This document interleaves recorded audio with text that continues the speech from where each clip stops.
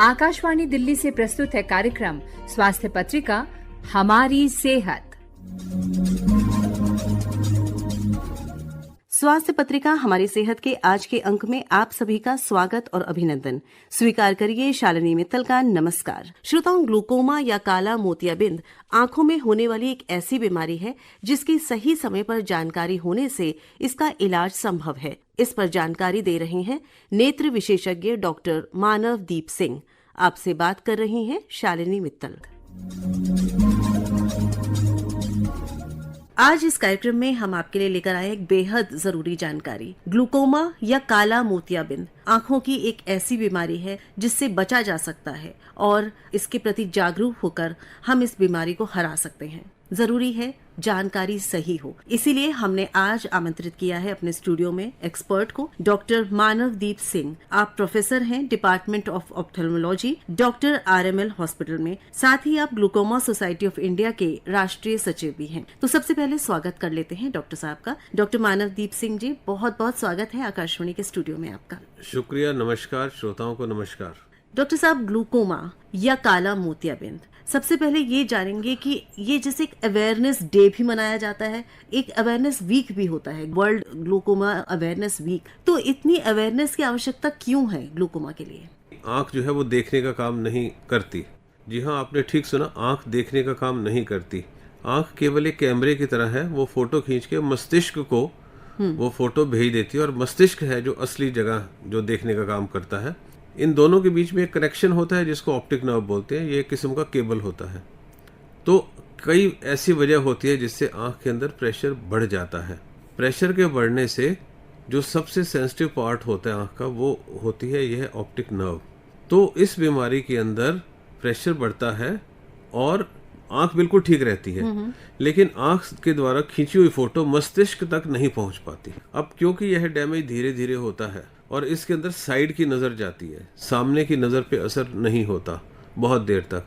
Result ये होता है कि जब तक 80-90% नज़र आपकी डैमेज ना हो जाए तब तक इसका कोई लक्षण ही नहीं होता, पता ही नहीं चलता। पहला चीज़ तो ये है कि इसके अंदर लक्षण नहीं होता। दूसरा चीज़ ये है कि जैसे मैंने बताया कि तंत्रिका तंत्र से के डैमेज के बाद कोई भी उसकी रिकवरी पॉसिबल नहीं है, इसलिए इसमें जो नज़र एक बार चली जाए वो परमानेंट हो। और तीसरी चीज़ है कि अगर इसके इलाज, इसको बीमारी को बीच में ना रोका जाए तो इवेंचुअली अंततः लगभग हर केस में हो ही जानी है, रोशनी चली जानी, रोशनी पूरी चली जाएगी। अब जो है चौथी चीज़ जो सबसे इम्पोर्टेंट है वो ये है कि इसका बहुत बढ़िया इलाज संभव है। तो अगर आपने इसको समय रहते इसको बीमारी को समझ लें और इसको कंट्रोल कर लें तो आपको जो है सारी उम्र आपकी नज़र बनी रहती है और बिल्कुल ठीक ठाक बनी रहती है, आपको कोई दिक्कत नहीं आती जी। तो ये 4 कारण है जिसकी वजह से अवेयरनेस, जानकारी इसके बारे में बहुत ज़रूरी है और इसी वजह से यह ग्लूकोमा वीक और ग्लूकोमा सप्ताह पूरी दुनिया में मनाया जाता है जी। और ऐसा नहीं है कि ये एक दिन में अंधता हो जाती है। इसके अंदर जो है नज़र का पूरी रोशनी जाने में करीब 15 से 20 साल लगते हैं, तो एकदम से नहीं खत्म होती है। इस वजह से इसको अगर आप साल में 2 साल में एक दफ़ा चेक कराते रहेंगे तो भी आपको एक रीजनेबल टाइम के ऊपर बीमारी को पकड़ा जा सकता है। अगर आपके घर में, परिवार में किसी यही जानना चाह रहे तो उसको थोड़ा सा जल्दी से 35 साल की उम्र से ही चेकअप हो जाना चाहिए। यानी ये हेरिडिटरी या वंशानुगत हो सकती है? वंशानुगत होती है, लेकिन इसका पेनिट्रेशन 100% नहीं होता। इस वजह से अगर आपके भाई बहनों को है तो आपके 4-5 गुना ज्यादा चांस हो जाते हैं ग्लूकोमा होने के नॉर्मल से। अगर पेरेंट्स में है तो 2 से 2.5 गुना चांस बढ़ जाते हैं। बच्चों में भी पाया जाता है? देखिए, यह जन्मजात भी हो सकता है, बच्चों में भी हो सकता है, कई बीमारियों से या कई दवाइयों के सेवन से भी होता है, तो उससे वो यंग एज में होता है जनरली। अच्छा। और अगर यह वंशानुगत किसी के अंदर है, किसी फैमिली में है, तो उसमें अक्सर यह जल्दी होता है। अच्छा। मतलब 20-25 साल पे भी हो सकता है, ऐसा नहीं है कि नहीं हो सकता। तो इसलिए अगर परिवार में है तो आपको जल्दी चेकअप करवाना है। लेकिन जन्म से भी अगर किसी कई बार हो जाता है, उसके अंदर आंख बड़ी होने लगती है, आंख से पानी आने लगता है, तो बच्चा पैदा होते ही धूप में जाके उसकी आंखें खुलती नहीं है, तो उसका जो है एक इमरजेंसी तरीके से ऑपरेशन करना पड़ता है अगर छोटे बच्चों में हो। काला मोतिया जिसको हम प्राइमरी कंजेनिटल ग्लूकोमा बोलते हैं, उसका जनरली जो है एंटीनेटल यानी कि मतलब जन्म से पहले भ्रूणावस्था के अंदर उसका डायग्नोसिस, निदान उसका पॉसिबल नहीं होता। कुछ ऐसी बीमारियां हैं आंखों की जिनका उस वक्त पता लग सकता है, लेकिन इसका जनरली पता नहीं लगता। तो यह पैदा होते ही बच्चे के अंदर अगर आपके को लगे कि उसकी आंख बड़ी हो रही है या उसके अंदर हेजीनेस है, आंख के अंदर धुंधलापन, आपको आंख के अंदर चमक की कमी है, या बच्चे को बाहर ले जाते ही धूप में वो आंखें बंद करने लगता है या आंख से पानी आता है जन्म से ही, तो आपको डॉक्टर को जरूर दिखाना चाहिए। बहुत सारी कारण आपने बताया कि काला मोतियाबिंद हो सकता है। क्या ऐसा भी हो सकता है कि कोई और बीमारी है, जैसे कहते हैं कि बीपी है या डायबिटीज है या हार्ट की कोई बीमारी है, कोमॉर्बिडिटीज है, तब इसके चांसेस बढ़ते हैं? या कोई चोट लगने के कारण, कभी किसी को आंख में चोट लग जाए, या कोई दवाई कोई इस्तेमाल करता है किसी बीमारी की, उसके साइड इफेक्ट के तौर पर ग्लूकोमा डेवलप हो जाए, तो इस तरह के केसेस भी होते हैं क्या? देखिए, डायबिटीज के अंदर इसका इंसिडेंस थोड़ा सा बढ़ जाता है, लेकिन ब्लड प्रेशर से या हार्ट की बीमारी से इसका कोई डायरेक्ट संबंध नहीं है, इनडायरेक्ट तरीके से होता है, क्योंकि खून की सारी नलियां पूरे शरीर की खराब हो जाती हैं। स्ट्रोक भी हो सकता है, तो उसमें ऐसे इसके अंदर भी खून की नलियां खराब होती है, तो सेकेंडरी किस्म का ग्लूकोमा हो सकता है, लेकिन बड़ा अनकॉमन है। मेनली डायबिटीज के अंदर, या किसी को अगर ज्यादा बड़े नंबर का चश्मा हो, माइनस या प्लस 4-5 से ऊपर, तो भी इस बीमारी का जो है वो चांस बढ़ जाता है। अगर चोट लग जाए, तो चोट लगने से यह काला मोतिया अगर किसी को होना है तो जनरली उससे 8 से 10 या 12 साल पहले हो जाता है। तो इसलिए अगर किसी को चोट लग जाए तो उसको ता जिंदगी साल में एक दफ़ा, बेशक कोई भी उम्र पे चोट लगी हो, बेशक 10 साल की उम्र पे चोट लगी हो, तो उसको ता जिंदगी हर साल में एक दफ़ा चेकअप करवाते रहना चाहिए। और दूसरा, जो आप दवाइयों की बात कर रहे थे, वो एक बहुत ही हमारी बड़ी सामाजिक समस्या है, क्योंकि जो खुजली पानी के अंदर जो दवाइयाँ दी जाती हैं, उनके अंदर स्टीरॉयड दवाइयों का सेवन बहुत किया जाता है, स्पेशली आंख में डालने के लिए। इसके अलावा जो जैसे दमे की बीमारी है, उसके लिए भी स्टीरॉयड, जो स्किन की बहुत सारी बीमारी है उसके अंदर स्टीरॉयड की क्रीम दी जाती है। और स्पेशली आंखों के बारे में बात करूँगा, जैसे आजकल जो सीज़न है, ये चेंजिंग सीज़न है। चेंजिंग सीज़न के अंदर एलर्जी बहुत कॉमन होती है, जिसको हम वर्नल केराटोकंजंक्टिवाइटिस कहते हैं।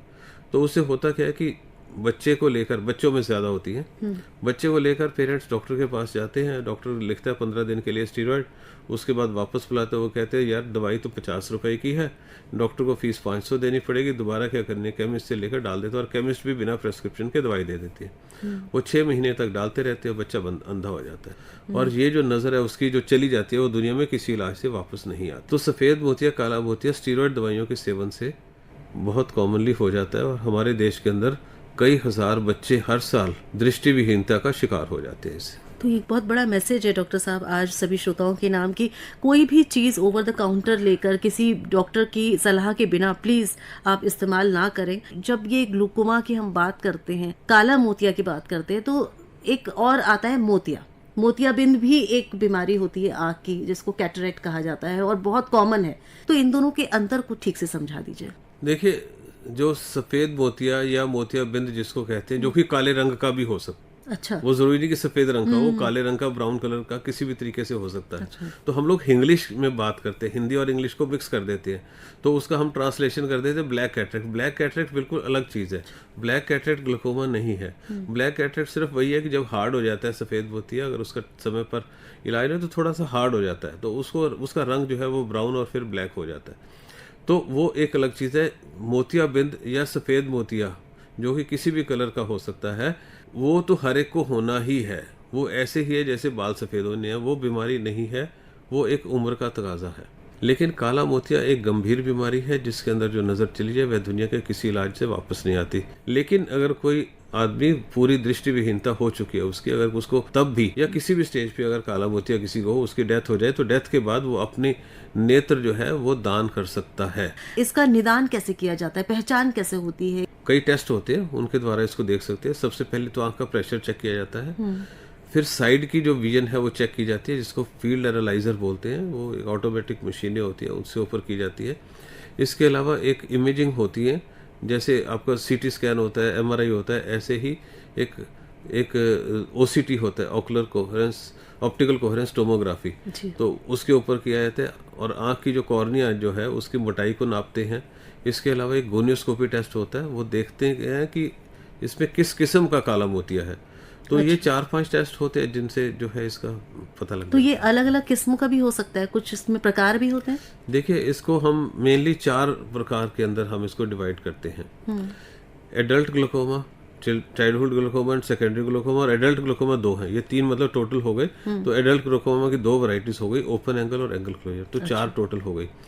तो जो कंजेंटल ग्लूकोमा है वो तो बात हम कर चुके, और जो सेकेंडरी ग्लूकोमा है वो दवाइयों के सेवन से, चोट से, या आँख की कोई और बीमारियों से, या मधुमेह की बीमारी से, उनसे जो आँख में कुछ डैमेजेस ऐसे हो जाते हैं या आपके ऑपरेशन के अंदर कुछ खराबी हो जाए, तो उन सब से जो है जो वो secondary काला मोतिया ग्लोकोमा। बनता है उसको हम सेकेंडरी ग्लोकोमा जी, बोलते हैं। ठीक है। अब जो प्राइमरी ग्लोकोमा है, जो एडल्ट प्राइमरी ग्लोकोमा है, वो 2 वैरायटी का होता है। एक तो जो सिंपल ग्लोकोमा जिसको बोलते हैं और जिसको ओपन एंगल ग्लोकोमा बोलते हैं, उसके लिए जो बात मैंने आपको कही है कि उसका बिल्कुल कोई लक्षण नहीं होता, तो ये तो उसके लिए है। और जो एंगल क्लोजर ग्लोकोमा होता है उसमें कई बार सिम्टम्स होते हैं। अच्छा। उसमें भी 90% से ज़्यादा लोगों के सिम्टम नहीं होते, लेकिन 10% लोगों के अंदर सिम्टम्स हो सकते हैं। वो मैं सिम्टम आपको बताना चाहूँगा कि शाम के वक़्त एक साइड के अंदर हल्का सर दर्द होना, और जो सोने से ठीक हो जाता है, दवाई से ठीक नहीं होता। इसके अलावा कोई हॉरर मूवी देखते हैं या जो इमोशनल ज़्यादा लोग होते हैं उनके अंदर इसको होने का ज़्यादा खतरा रहता है, स्पेशली लेडीज़ के अंदर, या जिनका प्लस नंबर का चश्मा ज़्यादा हो। इसमें टिपिकली क्या होता है कि कहते हैं कि एक आदमी जो है, कोई एक लेडी 40 इयर्स से ज़्यादा जिसकी एज हो, हॉरर मूवी देख रही हो, साथ में कॉफ़ी पी रही हो, तो ये एक बहुत बड़ा प्रेसिपिटेटिंग फैक्टर होता है। अंधेरे में ज़्यादा होता है ये। अच्छा। तो उसके अंदर जो है एक अटैक हो सकता है, या तो हल्के अटैक होते हैं, जैसे एक थोड़ा सा हुआ, थोड़ी देर के लिए ठीक हुआ, सो गए, ठीक हो गया, और एक साइड पे होता है। दूसरा ये होता है कि इसका एक्यूट अटैक भी हो सकता है, उसके अंदर बहुत तेज दर्द, उल्टी और नज़र कम हो जाती है सडनली। तो वो केवल 1% या 2% लोगों में ही होता है ऐसा। इसीलिए हम कहते हैं कि इसका लक्षण नहीं होता। अब उस लक्षण की वेट नहीं करनी डॉक्टर के पास जाने के लिए। डॉक्टर साहब, अब बचाव की बात बहुत ज़रूरी है। मैं उपचार की भी बात करना चाह रही थी, लेकिन बचाव इसलिए कि आपने बार बार स्ट्रेस किया है कि इसका बचाव करना ज़्यादा आवश्यक है। देखिए, बचाव का तो तरीका एक ही है कि आप जो है 40 साल की उम्र के बाद 2 साल में एक दफ़ा, और 50 साल की उम्र के बाद साल में एक दफ़ा चेकअप ये चेकअप ही एक तरीका है। लेकिन लाइफस्टाइल चेंजेस जो होती हैं ना, उनके अंदर वो उनके लिए ज़्यादा इंपॉर्टेंट है जिनको काला मोतिया हो चुका है या जिनको होने का अंदेशा है। तो उसके लिए जो है मेडिटेशन को बहुत ही उसका पॉजिटिव रोल है। मेडिटेशन से आदमी के हार्मोन्स डाउन हो जाते हैं, शांत हो जाता है। तो शांत स्वभाव जब आदमी का होता है तो उससे आपका ब्लड प्रेशर, हार्ट की बीमारी, स्ट्रोक और काला मोतिया, ये सभी चीज़ों को ही, इसको मल्टीपल बोलते हैं हम लोग, कि हर चीज़ का इलाज जो है मेडिटेशन के साथ जो है दवाइयों की ज़रूरत आपकी कम हो जाती है। और दूसरा ये है कि कुछ चीज़ें ऐसी जो नहीं करनी होती, जो मैं ज़रूरी आपको बताना चाहूँगा, वो जो है जिसके अंदर पेट के अंदर प्रेशर बढ़ता है, यानी कि जैसे कपालभाति प्राणायाम है, उसके अंदर प्रेशर बढ़ता है, तो उसको करना ठीक नहीं होता। अच्छा। इसी तरीके से सर नीचे और पैर ऊपर वाली जो कोई एक्सरसाइज है, जैसे शीर्षासन, सर्वांगासन, उसको नहीं करना होता। इसके अलावा जो कुछ लोग योगा के लिए 2-2 लीटर, 1-1 लीटर खाली पेट पानी पीते हैं, वो बहुत नुकसानदेह हो सकता है। हम लोग यही रिकमेंड करते हैं कि जिसको काला मोतिया की बीमारी हो, एक वक्त में 1 गिलास से ज़्यादा पानी ना ले। लेकिन ये उन्हीं के लिए जिनको काला मोतिया ऑलरेडी है जी, और जिनको ऑलरेडी है उनके लिए जो है, जो हमारे तंबाकू का इस्तेमाल है वो भी नुकसानदेह हो सकता है। इसके अलावा जो लोग प्रोफेशनली जो है विंड इंस्ट्रूमेंट यूज़ करते हैं, बांसुरी बजाते हैं या कुछ भी शहनाई वगैरह बजाते हैं, जो प्रोफेशनली बजाते हैं, उस चीज़ को भी, अगर किसी को काला मोतिया हो चुका हो तो उसको अवॉइड करना चाहिए। उपचार कैसे होता है? इसका जो उपचार है वो मेनली तो आई ड्रॉप्स के द्वारा किया जाता है। आंख में दवाई डालनी पड़ती है, लेकिन वो सारी जिंदगी डालनी पड़ती है, रेगुलरली डालनी पड़ती है। कई किस्म की दवाइयाँ होती है जो 1 बार से 3-4 बार तक भी डालनी पड़ सकती हैं, और कई बार मल्टीपल डालनी पड़ती हैं। अगर उनसे भी काबू ना आए तो लेज़र या फिर ऑपरेशन से किया जाता है। लेकिन इसका ऑपरेशन इतना सिंपल नहीं होता जैसे सफ़ेद मोतिया का होता है, और ऑपरेशन के बाद भी नज़र की रिकवरी नहीं होती। कई बार यह ऑपरेशन साल में, 2 साल में, 5 साल में फेल हो जाता है, तो दोबारा से फिर दवाइयों की ज़रूरत पड़ने लगती है। तो इसलिए अगर ऑपरेशन हो भी जाए तो भी आपको ता ज़िंदगी चेकअप तो करवाते ही रहना पड़ता है, और दवाइयों के साथ साथ रेगुलर हर 4 से 6 महीने में चेकअप भी सारी उम्र एक उतना ही वैल्यूएबल है जितना कि दवाई को डालना है, ताकि पता लगे अगर बीमारी बढ़ रही हो तो उसको, दवाई को भी उसी प्रोपोर्शन में बढ़ाया जा सके। एक चीज़ इसके बारे में स्पेशल बताना चाहूँगा कि जो मैंने नैरो एंगल ग्लोकोमा या आपको बताया था, जो गंभीर किस्म का काला मोतिया होता है, उसके अंदर एक बहुत ही सिंपल किस्म का लेज़र है, वो अर्ली स्टेज के अंदर क्यूरेटिव हो सकता है। क्यूरेटिव का मतलब एक बार आपने लेज़र किया, बात खत्म, सारी उम्र के लिए ठीक हो गया। अच्छा। ऐसे भी होता है, और ये उसमें होता है जो कि ज़्यादा गंभीर है। तो इसलिए जो है रेगुलर चेकअप से बहुत सारी चीज़ों को पकड़ा जा सकता है। डॉक्टर साहब, आपने समय निकाला, इस विषय पर इतनी जानकारी आपने हमारे साथ, हमारे श्रोताओं के साथ साझा करी, इसके लिए बहुत बहुत धन्यवाद और आभार। शुक्रिया। ग्लूकोमा, बचाव एवं उपचार, इस विषय पर अभी आप जानकारी प्राप्त कर रहे थे नेत्र विशेषज्ञ डॉक्टर मानवदीप सिंह से। आप professor department of ophthalmology doctor RML hospital हैं और साथ ही साथ आप ग्लूकोमा सोसाइटी ऑफ इंडिया के राष्ट्रीय सचिव भी हैं। आपसे बात कर रही थी शालिनी मित्तल। श्रोताओं, विश्व गुर्दा दिवस एक वैश्विक स्वास्थ्य जागरूकता अभियान है जो गुर्दे के महत्व पर ध्यान केंद्रित करता है और दुनिया भर में गुर्दे की बीमारी और इससे जुड़ी स्वास्थ्य समस्याओं की आवृत्ति और प्रभाव को कम करता है। विश्व गुर्दा दिवस प्रतिवर्ष मार्च के दूसरे गुरुवार को मनाया जाता है। इस वर्ष वर्ल्ड किडनी डे का थीम है किडनी हेल्थ फॉर ऑल। आइए सुनते हैं अखिल भारतीय आयुर्विज्ञान संस्थान नई दिल्ली के डिपार्टमेंट ऑफ नेफ्रोलॉजी के professor in head doctor Sanjay Agrawal का वर्ल्ड किडनी डे पर message. Chronic kidney disease is a public health problem of major importance. Approximately 10% adult population of the country is having some degree of a chronic kidney disease.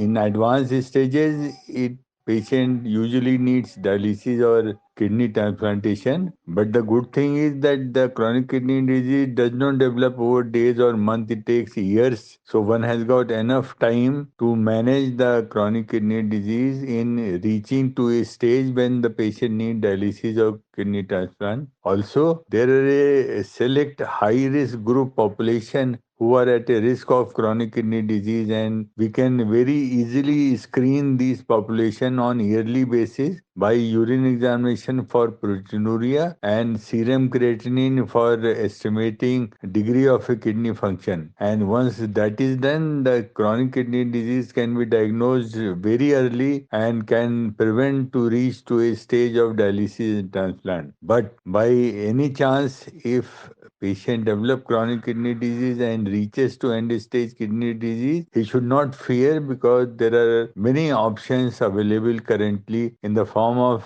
two types of dialysis and kidney transplantation. Thank you. श्रोताओं, हर साल 20 मार्च को हम दुनिया से मौखिक रोगों के बोझ को कम करने में मदद करने के लिए एकजुट होने के लिए कहते हैं, जो हर जगह व्यक्तियों, स्वास्थ्य प्रणालियों और अर्थव्यवस्था को प्रभावित करता है। इसका उद्देश्य अच्छे मौखिक स्वास्थ्य को सुरक्षित करने के लिए लोगों को ज्ञान, उपकरण और आत्मविश्वास से सशक्त बनाना है। जी हाँ, इस बार का थीम है a happy mouth is a happy body. ये थीम है वर्ल्ड ओरल हेल्थ डे का, जो 20 मार्च को मनाया जाता है। आइए सुनते हैं इस विषय पर एक भेंट वार्ता। हमारे विशेषज्ञ हैं डॉक्टर आशुतोष कुमार, जो एक दंत चिकित्सक हैं, और विषय है बदलता हार्मोन स्तर और हमारा मौखिक स्वास्थ्य। श्रोताओं, आज हमारे साथ हैं दंत चिकित्सक डॉक्टर आशुतोष कुमार। आप एक जाने माने दंत चिकित्सक हैं। ये तो आप सब जानते हैं कि हमारे जन्म से लेकर मृत्यु के बीच विभिन्न अवस्थाओं में कई कारणों से हार्मोन स्तर में बदलाव आते हैं।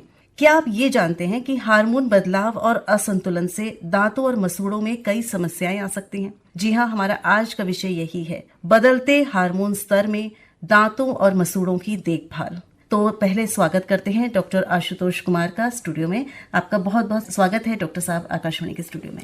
नमस्कार शालिनी जी।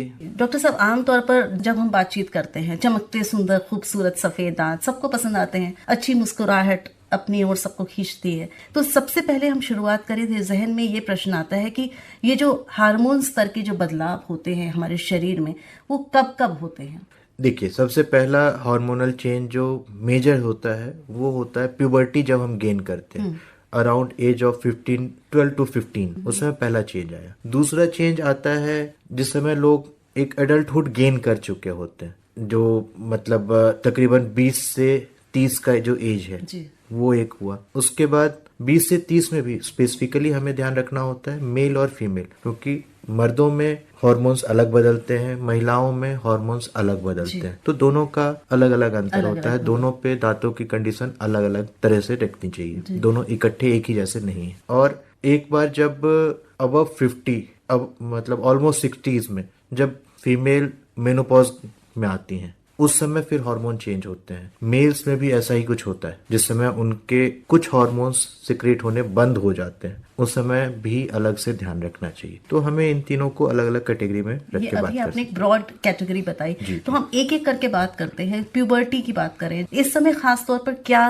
देखभाल जरूरी होती है? देखिए, इस समय होता क्या है कि जैसे ही प्यूबर्टी आप गेन करते हैं, उस समय आपके दांत फुल लेंथ पे नहीं आते हैं और मसूड़ों की थिकनेस ज्यादा होती है और आपका फूड हैबिट भी थोड़ा सा डिटर करता है। इस समय होता क्या है कि आपका खाना आपके मसूड़े के बीच में जाके जमा होता है और मसूड़े में भी रेडनेस ज्यादा रहती है। रेडनेस ज्यादा होने से आप ब्रश कम करते हैं और धीरे धीरे ये एक प्रॉब्लम होती है जिसको जुवेनाइल पेरियोडोंटाइटिस कहते हैं, वो डेवलप हो जाती है। दांत में पीलापन होना is because of the brushing. आप ब्रशिंग से उसको कंट्रोल कर पाते हैं, लेकिन मसूड़ों को आप ध्यान नहीं दे पाते हैं। उस समय एक आध बार आपको प्रोफेशनली उनको चेक कर लेना चाहिए कि इनकी ग्रोथ हार्मोनी में है या नहीं है। ठीक है, अगर नहीं है तो उसका ध्यान उसी समय रखना चाहिए।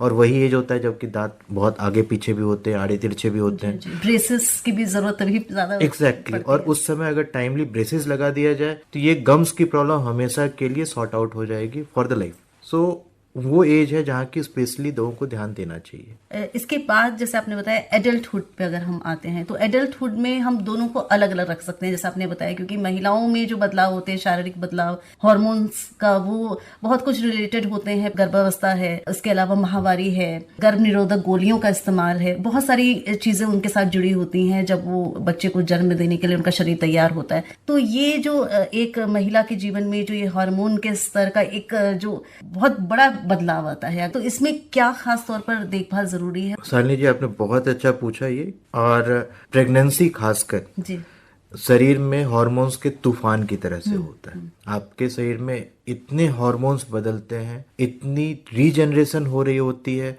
कि बॉडी खुद ब खुद अनकंट्रोल्ड हो जाती है। आपने उनका साइकोलॉजिकल भी सुना होगा कि काफी ज्यादा कई बार लोग परेशान हो जाते हैं। लेकिन इस समय सिर्फ मेंटल हेल्थ नहीं, डेंटल हेल्थ की भी रिक्वायरमेंट आती है। इस समय होता क्या है कि जब आपके गम्स काफी लूजन अप हो गया, आपका body full overall body stretch कर रहा है, वो फैल रहा होता है, तो आपके गम्स भी फैलते हैं। अच्छा। जब ये गम्स फैलते हैं तो डेफिनेटली कुछ न कुछ नीचे जाके जमा होता है। दांतों के साथ जो वो चिपका हुआ मसूड़ा होता है वो बाहर खुल चुका होता है। इस समय डिपॉजिट्स बहुत ज्यादा आते हैं और स्पेशली प्रेगनेंसी के समय आपकी फूड हैबिट बहुत बदल जाती है। लैक्टेशन के समय भी जब आप बच्चों को दूध पिला रहे होते हैं, उस समय भी बहुत सारी चीजें खिलाई जाती हैं। वो आपके शरीर के लिए बहुत अच्छी होती है, लेकिन वो आपके मसूड़े को बहुत ज्यादा प्रेशर में लाती है। अच्छा। इसीलिए हमेशा ये एडवाइजेबल है कि during first trimester and third trimester हम डेंटिस्ट्री को अवॉइड करें। सेकेंड ट्राइमेस्टर में जाके हम इनको एक रूटीन में चेक करा लें। सफाई अगर करनी है, स्केलिंग, ओरल प्रोफाइलैक्सिस अगर जरूरत है, टार्टार मुंह में नहीं होना चाहिए। और साथ ही साथ डॉक्टर से बात करें, उनसे ये गाइडेंस लें कि कैसे अगले 6 महीने हम इनको मेंटेन करें। जिस तरह से अगर कोई प्रेगनेंसी किसी को पता चलती है महिला को, तो जिस तरह वो गायनेकोलॉजिस्ट के पास जाती हैं, तो उसे एक डेंटिस्ट को भी विजिट करना चाहिए। एग्जैक्टली, एकदम सही आपने कहा। और उससे क्या है कि आपकी लाइफस्टाइल वहीं से रेगुलेट हो जाती है। अभी हम रिसेंटली पढ़ रहे थे, एक रिसर्च आया हुआ था जिसमें कि डेंटल हाइजीन, ओरल हाइजीन ने बहुत ज्यादा अफेक्ट किया है और रिजल्ट हुआ है preterm birth, low birth weight, इन सब चीजों का भी कोरिलेशन अब ओरल हाइजीन पे आने लगा है। तो अगर उनको टाइमली हैंडल किया जाए तो कहीं ना कहीं बहुत हद तक हम इन चीजों को रोक पाएंगे। इसके अलावा जैसे हमने बात की, क्या गर्भ निरोधक गोलियां जो महिलाएं इस्तेमाल करती हैं, उसमें कुछ अलग से उनको ध्यान रखना चाहिए क्या? गर्भ निरोधक दवाइयां जो हैं वो हैं क्या? वो भी एक हार्मोन है। एक हार्मोन को बढ़ाती हैं और दूसरे हार्मोन को रोकती हैं, जिससे कि लोग कंसीव नहीं करते।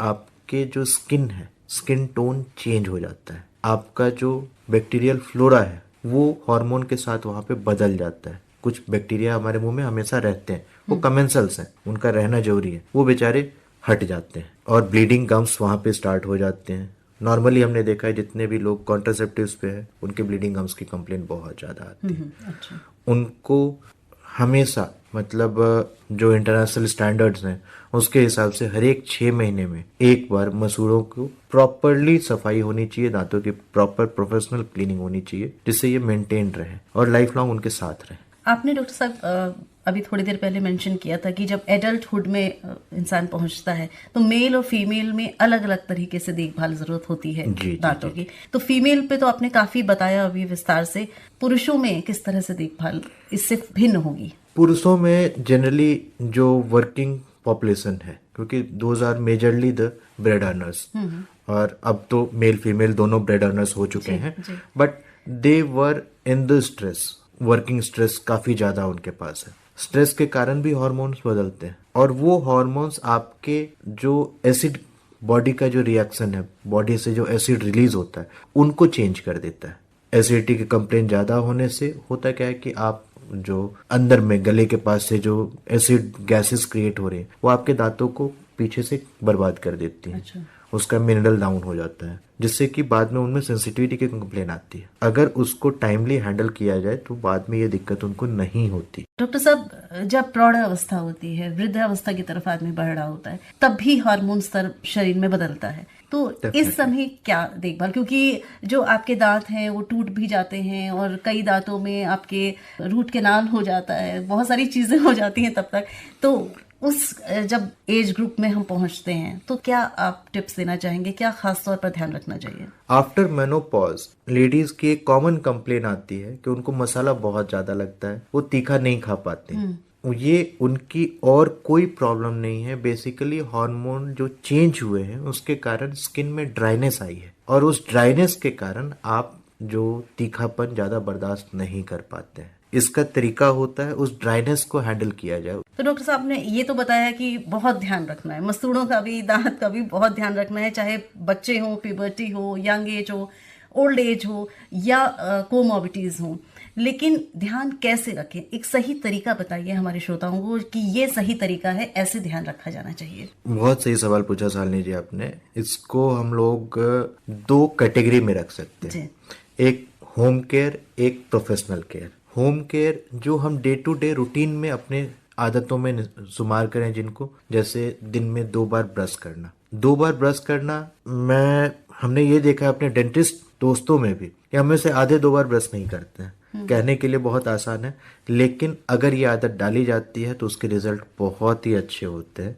दूसरी, टंग क्लीनिंग, जीभ को साफ करना चाहिए, चाहे आप जैसे करें, अलग अलग चीजें, टंग क्लीनर्स हैं, ब्रश का पीछे का पोर्शन है, लेकिन वो साफ होना चाहिए, वहां पे डिपॉजिट्स नहीं होने चाहिए। तीसरा है, जब भी आप कुछ भी खाते हैं, कुछ भी, मतलब आपने मंच किया, कुकीज लिया, चॉकलेट लिया, कुछ भी लिया, उसके बाद एक बार रिंस कर लें। Don't keep that taste in the mouth. ये 3 चीजें आप ध्यान रखें, ये आपके होम केयर में आएंगे। दूसरा एस्पेक्ट है प्रोफेशनल, कि इतना करने के बावजूद भी क्या आपको डेंटिस्ट के पास जाने की जरूरत है? हाँ है, और ये हमने बहुत अच्छे से देखा है। आप कितने भी अच्छे से ब्रश करें, बहुत अच्छे से ब्रश करने के बाद भी कुछ कॉर्नर्स रह जाते हैं, कुछ, मतलब आप अपने घर में सफाई जब कर रहे हैं, कुछ कोने साल में 6 महीने में एक बार साफ किए जाते हैं जी। वैसे ही अपने पूरी ओरल कैविटी को 6 महीने में एक बार डेंटिस्ट के पास जाइए, एक बार प्रॉपर एग्जामिनेशन करा लीजिए। जरूरी नहीं है कि कोई बीमारी हो तभी जाए, एक नॉर्मल रूटीन चेकअप में जाए, सब कुछ अच्छा है, खुश हो जाइए। अगर नहीं है वहीं के वहीं, अगर नहीं भी है तो एक छोटी सी क्लीनिंग हो जाएगी, साफ हो जाएगा। अगर कोई छोटी चीज डायग्नोज भी हुई तो वो छोटी ही है, वो उसने आपको दर्द नहीं कराया, आपको दुखी नहीं किया, आप उस समय उसको ठीक कर अर्ली स्टेज में ही आपने उसको पकड़ लिया तो उपचार भी बेहतर हो सकेगा। एग्जैक्टली। हमारे साथ आज स्टूडियो में रहे डॉक्टर आशुतोष कुमार। आप स्टूडियो में आए, समय निकाला, हमारे श्रोताओं के साथ आप रूबरू हुए, इसके लिए बहुत बहुत धन्यवाद। धन्यवाद शालिनी जी। बदलते हार्मोन स्तर में मौखिक स्वास्थ्य, अभी आप इस विषय पर दंत चिकित्सक डॉक्टर आशुतोष कुमार से ली गई भेंटवार्ता सुन रहे थे। आपसे बात कर रही थी शालिनी मित्तल। इसी के साथ आज की स्वास्थ्य पत्रिका हमारी सेहत अब समाप्त होती है। फिर मिलेंगे अगली बार, तब तक के लिए स्वीकार करें हमारा नमस्कार। अभी आप आकाशवाणी दिल्ली से सुन रहे थे कार्यक्रम स्वास्थ्य पत्रिका हमारी सेहत। कार्यक्रम की प्रस्तुतकर्ता थी शालिनी मित्तल।